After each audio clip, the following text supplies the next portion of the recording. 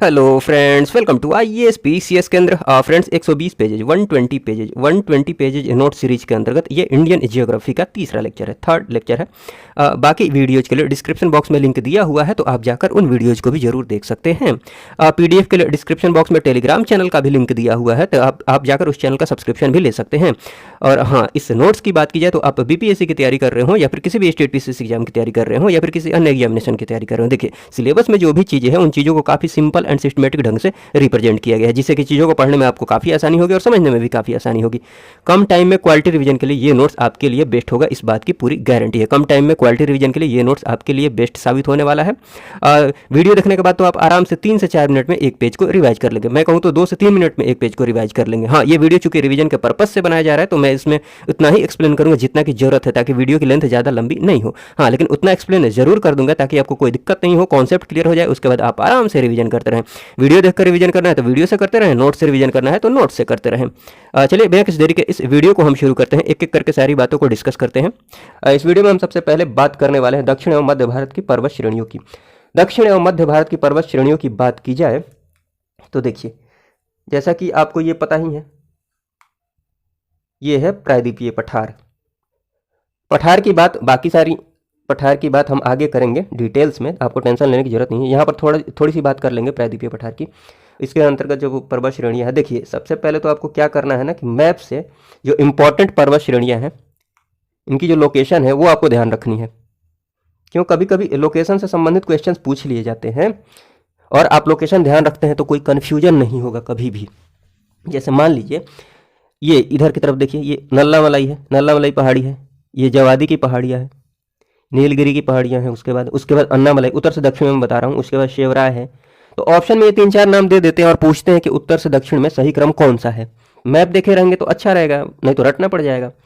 ठीक है, बाकी आपको थोड़ा सा ये भी पता चल जाएगा कि कौन सी पर्वत श्रेणी का विस्तार किन किन राज्यों में है, हल्का फुल्का आइडिया लग जाएगा। मान लीजिए ये थोड़ा, ये गुजरात से अरावली पर्वत श्रेणी है ना, ये गुजरात से आगे बढ़ते हुए राजस्थान, हरियाणा, ये दिल्ली तक जाएगा, ये श्रृंखला दिल्ली तक जाएगी। तो इससे कम से कम आपको ये तो आइडिया लग जा रहा है ना कि ये अरावली पर्वत, मान लीजिए पूरा नाम आपको नहीं पता है और ये आइडिया है कि इधर की तरफ अरावली पर्वत श्रेणी है और इधर से कोई राज्य उठा कर दे देता है, मान लीजिए महाराष्ट्र उठा कर दे देता है ऑप्शन में, कर्नाटक उठा कर दे देता है, ठीक, इधर से मान लीजिए मध्य प्रदेश उठा कर दे देता है, तो आपको आइडिया रहेगा कि नहीं ये इधर की तरफ है, अरावली पर्वत श्रेणी तो इधर की तरफ है। तो आसानी से आप ऑप्शंस को एलिमिनेट कर लेंगे, उसके बाद सही आंसर तक पहुंच जाएंगे। तो ये भी आइडिया लग जाता है और यही अच्छा तरीका है। खैर चलिए एक एक करके हम सारी पर्वत श्रेणियों की बात कर लेते हैं, जितनी भी पर्वत श्रृंखलाएं हैं उनकी बात करते हैं। सबसे पहले तो आप थोड़ा सा ये जान लीजिए, ये जो देख रहे हैं ना, ये नर्मदा नदी सतपुड़ा के उत्तर में, इसके इधर की तरफ मध्य भारत वाला हिस्सा है और इसके दक्षिण में ये दक्कन का पठार आ जाएगा, ठीक, दक्षिण भारत आ जाएगा। देखिए यहाँ पर मैंने सब कुछ दिखा दिया है। प्रायद्वीपीय पठार की बात की जाए तो ये इसकी जो आकृति है, मेज की आकृति वाला स्थल है, ये फ्लैट है। और निर्माण की बात की जाए तो इसका निर्माण जो हुआ है आग्नेय तथा रूपांतरित चट्टानों से, ये पहले भी बता चुका हूँ। ये गोंडवाना लैंड का भाग है, ये भी बता चुका हूँ। हाँ, नर्मदा के उत्तर में मध्य उच्च भूमि का भाग है, मध्य भारत का भाग है, और दक्षिण में दक्कन का पठार अर्थात दक्षिण भारत का भाग है। अरावली पर्वत श्रेणी की बात कीजिए, बहुत इंपॉर्टेंट है, आपको क्या ध्यान रखना है, ये विस्तार आप ध्यान रख लीजिएगा। गुजरात से शुरू होता है, गुजरात, राजस्थान, हरियाणा होते हुए दिल्ली तक, और इसकी लंबाई लगभग 800 मीटर है। ये आपको इसमें ये बात जरूर ध्यान रखनी है कि भारत ही नहीं विश्व की सबसे प्राचीन पर्वत श्रृंखलाओं में से एक है, बहुत ही इंपॉर्टेंट बात है अरावली पर्वत श्रेणी। हाँ, इसकी जो सर्वोच्च चोटी है, सबसे ऊंची चोटी अरावली पर्वत श्रेणी पर, वो है गुरु शिखर, इंपॉर्टेंट है, जिसकी हाइट कितनी है, 1722 मीटर। राजस्थान में ये पड़ता है गुरु शिखर, तो ये ध्यान रखिएगा, इंपॉर्टेंट बात, सारी बातें इंपॉर्टेंट है। और ये भी मैं बता चुका हूँ कि ये अवशिष्ट पर्वत, ये कई बार बता चुका हूँ कि ये क्या है, अवशिष्ट पर्वत का एग्जाम्पल है अरावली पर्वत श्रेणी, ठीक। अन्य एग्जाम्पल, अवशिष्ट पर्वत के अन्य एग्जाम्पल विंध्याचल है, सतपुड़ा आदि है, लेकिन ये जरूर ध्यान रखिएगा अरावली पर्वत श्रेणी। सतपुड़ा की बात कर ली जाए तो ये दक्कन के पठार का भाग है, दक्कन पठार का भाग है, यहाँ पर है सतपुड़ा पर्वत श्रृंखला। उत्तर में नर्मदा नदी है, दक्षिण में ताप्ती नदी है, तो नर्मदा और ताप्ती के बीच में है, इंपॉर्टेंट बात है, ध्यान रखिएगा। इसके विस्तार की बात की जाए तो ये मध्य प्रदेश, महाराष्ट्र मुख्य रूप से इसका विस्तार, इससे भी थोड़ा आपको आइडिया लग जाएगा, बहुत इंपॉर्टेंट नहीं है, लेकिन मान लीजिए विस्तार पूछ ही ले और महाराष्ट्र, मध्य, मतलब इधर से कोई स्टेट उठा कर दे देता है, मान लीजिए कर्नाटक उठा कर दे देता है, राजस्थान उठा कर दे देता है, आपको पता है नहीं, मान लीजिए आपको नहीं पता है कि विस्तार क्या है, लेकिन आपको हल्का फुल्का आइडिया है कि इधर की तरफ है, तो इतना तो आपको पता होगा ना कि हाँ इधर की तरफ महाराष्ट्र, ये क्या बोलते हैं, मध्य प्रदेश है, महाराष्ट्र इधर की तरफ है, उसके थोड़ा यहाँ ये वाला महाराष्ट्र हो गया। तो हल्का फुल्का तो आपको आइडिया लग जाएगा ना। इधर उधर से अगर स्टेट उठा कर दे देता है, मान लीजिए ऊपर से कोई स्टेट उठा लेता है, दक्षिण से उठा लेता है, तो उसको एलिमिनेट कर सकते हैं, इसलिए मैं बोल रहा हूँ। मैप देखने की आदत भी थोड़ी सी जरूर डाल लीजिए। देखिए सतपुड़ा की बात की जाए तो उत्तर में नर्मदा नदी है और दक्षिण में क्या है, ताप्ती नदी है। इसकी जो सर्वोच्च चोटी है वो कौन सी चोटी है, धूपगढ़, जो कि कहाँ पर है, पंचमढ़ी मध्य प्रदेश में। अजंता श्रेणी की बात की जाए तो इसकी लोकेशन की बात करें तो ये औरंगाबाद महाराष्ट्र में है, बस इतना ध्यान रखेंगे काम चल जाएगा। उसके बाद बात कर ली जाए पश्चिमी घाट, पश्चिमी घाट की बात कर ली जाए इधर की तरफ, ये पश्चिमी घाट की बात कर ली जाए तो देखिए इसका विस्तार गुजरात से लेकर नीचे तमिलनाडु तक, औसत ऊंचाई जो है लगभग 1200 मीटर है। बहुत इंपॉर्टेंट नहीं है, हल्का फुल्का आप ध्यान रख सकते हैं। हाँ, इसकी जो सर्वोच्च चोटी है वो है अनाईमुड़ी। ये कहाँ पर पड़ता है, केरल में। इसकी हाइट है 2695 मीटर। और एक और बात ध्यान रखिएगा, ये जो पश्चिमी घाट की सर्वोच्च चोटी है ना, ये दक्षिण भारत की भी सर्वोच्च चोटी है। कौन सी, अनाईमुड़ी, दक्षिण भारत की सर्वोच्च चोटी, ये बात भी ध्यान रखिएगा। इसका जो अन्य नाम है ये ध्यान रख सकते हैं, केरल में इसको क्या बोलते हैं, सव्य पर्वतम, या फिर सह्याद्री भी नाम है। ये देख सकते हैं कि दक्षिणी क्षेत्र उत्तरी क्षेत्र की अपेक्षा अधिक ऊंचा है। जो दक्षिण वाला क्षेत्र है ना, उत्तर वाले क्षेत्र के अपेक्षा थोड़ा ऊंचा है। इसकी स्थलाकृति की बात की जाए तो पश्चिमी ढाल जो है ना, पश्चिम की तरफ जो ढाल है इधर की तरफ, ये वाला तीव्र है, मतलब बिल्कुल खड़ा है। और पूर्वी ढाल जो है ना थोड़ा मंद है, ऐसे समझ पा रहे हैं आप, ये बिल्कुल खड़ा है। नीलगिरी की पहाड़ियों की बात की जाए तो पहाड़ियों की रानी के नाम से जाना जाता है नीलगिरी की पहाड़ियों को, ये ध्यान रखिएगा। उसके बाद ये ध्यान रख लीजिएगा, पूर्वी एवं पश्चिमी घाट के मिलन स्थल पर अवस्थित है। पूर्वी एवं पश्चिमी घाट जहाँ पर मिलते हैं वहाँ पर अवस्थित है पश्चिमी घाट, इधर पूर्वी घाट, तो ये जहाँ पर मिल रहे हैं ना वहाँ पर अवस्थित है। और यहाँ पर कौन कौन से राज्य मिल रहे हैं वो भी आप थोड़ा सा ध्यान रख लीजिएगा। मैप से तो आपको दिख ही रहा है, बट यहाँ पर मैंने नोट कर दिया है, कर्नाटक है, केरल है, तमिलनाडु के मिलन स्थल पर है कौन सी पहाड़ियाँ, नीलगिरी की। और यहाँ की सर्वोच्च चोटी जो है ना वो है दोद्दा बेट्टा, जिसकी हाइट 26-27। हाँ, ये दक्षिण भारत की दूसरी सबसे ऊंची चोटी है, दक्षिण भारत की दूसरी सबसे ऊंची चोटी है। और पहली कौन सी है, अनाईमुड़ी, अभी मैंने बताया है। जब चोटियाँ पढ़ेंगे वहाँ पर भी ये देखेंगे, बट यहाँ पर जब हम पहाड़ियाँ देख रहे हैं तो उनको भी देख लेते हैं। चलिए, अन्नामलाई की बात की जाए, अन्नामलाई पहाड़ियों की बात की जाए तो ये केरल एवं तमिलनाडु की सीमा पर अवस्थित है। इसकी जो सर्वोच्च चोटी है अनाईमुड़ी, अभी हमने बात की है, दक्षिण भारत की भी सर्वोच्च चोटी है।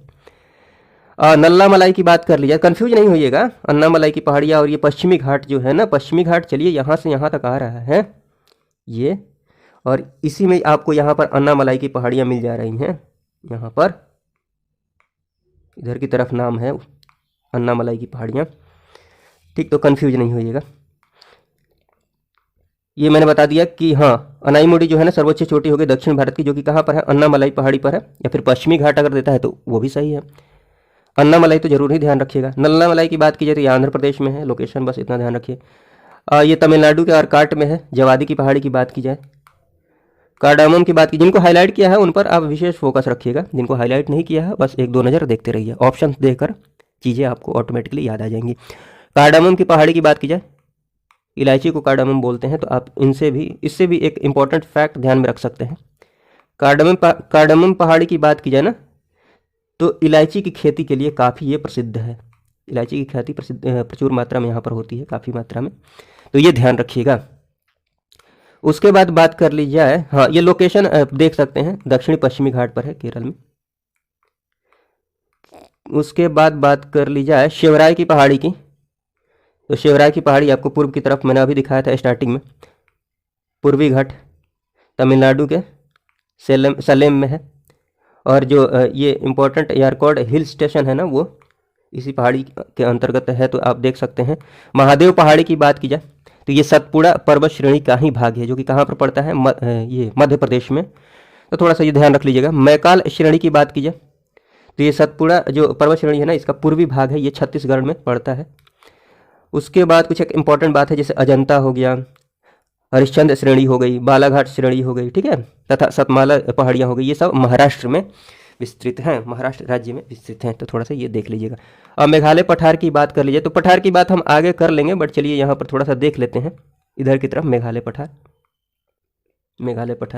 हम ये बात करेंगे कि मेघालय पठार जो ये प्रायद्वीपीय पठार से कैसे अलग हुआ है, मालदा गैप की वजह से, ये आगे बात कर लेंगे, बट अभी चलिए थोड़ा सा ध्यान रख लीजिए। मालदा गैप से अलग हुआ, ये मैं बड़े वाले वीडियो में बता चुका हूँ क्यों अलग हुआ है, कैसे अलग हुआ है, बट उतना ज़रूरी नहीं है। बस देखिए मेघालय पठार की बात कर ली जाए तो ये छोटा नागपुर पठार जो है ना, ठीक है, और छोटा नागपुर पठार किसका भाग है? प्रायद्वीपीय पठार का। तो आप ये ध्यान रखिए कि प्रायद्वीपीय पठार का भाग है मेघालय का पठार, ठीक। ये अलग कैसे हुआ है? मालदा गैप, नाम जरूर याद रखिएगा, या फिर राजमहल गारो गैप, क्योंकि इधर की तरफ राजमहल पड़ेगा, यहाँ गारो पड़ेगा, राजमहल गारो, ठीक है। तो ये जरूर ध्यान रखिएगा, मालदा गैप या फिर राजमहल गारो गैप के द्वारा प्रायद्वीपीय पठार से ये अलग हुआ है। हाँ, इन पहाड़ियों की बात की जाए तो पश्चिम से पूरब में थोड़ा सा क्रम ध्यान में रख सकते हैं।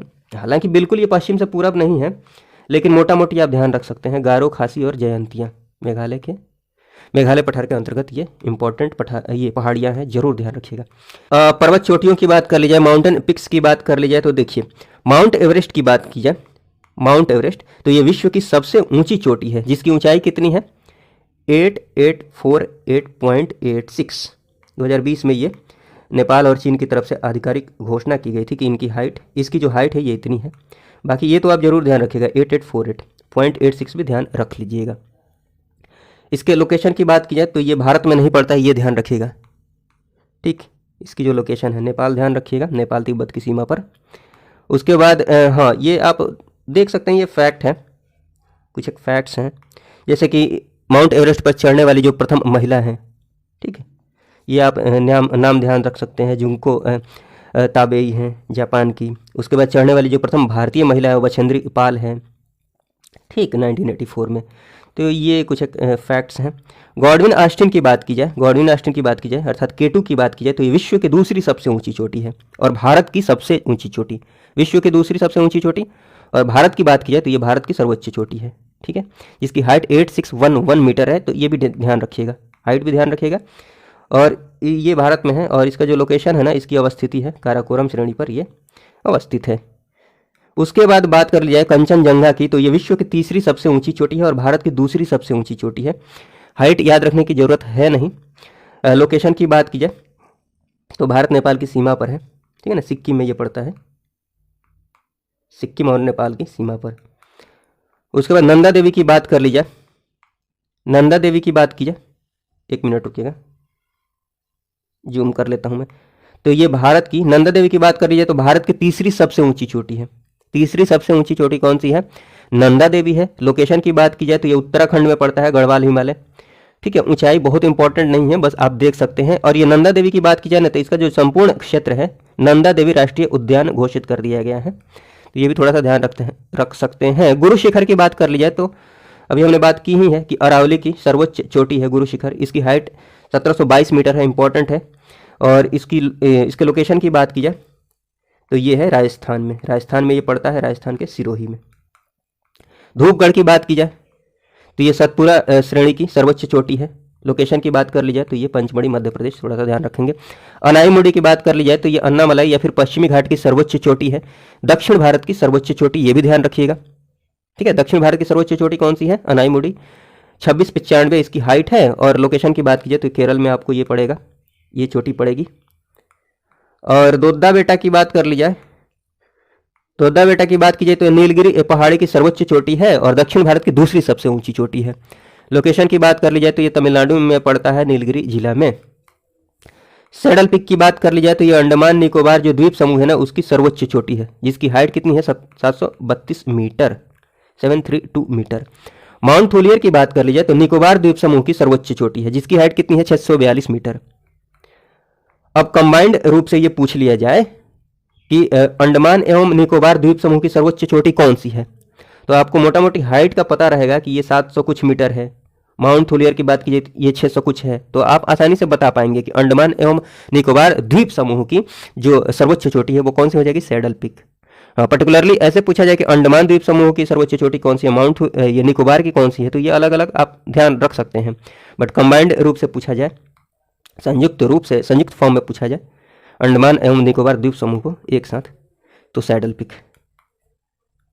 और ये ध्यान रख सकते हैं, ये जो पर्वत शिखर है कामेत और त्रिशूल, ये उत्तराखंड में है। लोकेशन बस ध्यान रख लीजिएगा। उसके बाद कुछ एक इंपॉर्टेंट बात, जैसे ये पूर्व से पश्चिम में ये लोकेशन, आप जैसे ये मैप में है ना, मैप देखेंगे तो आपको लोकेशन का आइडिया रहेगा। मान लीजिए कभी पर्वत चोटियां दे देता है बोलेगा कौन सा पश्चिम से पूर्व में सही क्रम है या पूर्व से पश्चिम में सही क्रम है, तो आपको एक तो है कि आपको रट सकते हैं, बट रटने से अच्छा है कि मैप में हल्का फुल्का मैप को देखते रहिए, हल्का फुल्का आपको आइडिया रहेगा ना, तो आसानी से आप सही आंसर तक पहुंच जाएंगे। जैसे देख लीजिए इधर की तरफ, यहाँ पर लिखा नहीं है, नामचा बरवा इधर की तरफ है, फिर 1 मिनट, ये तो दर्रे हो गए। जैसे मान लीजिए नामचा बरवा है, इधर मान लीजिए ये मैं इसको ले लेता हूँ, यहाँ पर देखिए कंचनजंगा यहाँ पर है, उसके ठीक बगल में यहाँ मकालू है, उसके बाद माउंट एवरेस्ट है, फिर अन्नपूर्णा है, फिर धौलागिरी है। तो मैप से देखेंगे ना तो रटना नहीं पड़ेगा। खैर यहाँ पर मैंने लिख दिया है कुछ इंपॉर्टेंट जो पर्वत चोटियाँ हैं, पश्चिम से पूरब की तरफ, पूर्व से पश्चिम की तरफ, नामचा बरवा, कंचनजंगा, मकालू, एवरेस्ट, अन्नपूर्णा। ठीक है। गोसाई थान की बात कीजिए तो ये तिब्बत में पड़ता है, थोड़ा सा ध्यान रख लेंगे लोकेशन। कोडाई कनाल की बात करें तो ये तमिलनाडु के डिंडीगुल में। चलिए फ्रेंड्स, इस वीडियो में इतना ही रहने देते हैं, बाकी की बातें आगे करेंगे। इस वीडियो को देखने के लिए आपका बहुत बहुत धन्यवाद। जय हिंद, जय भारत।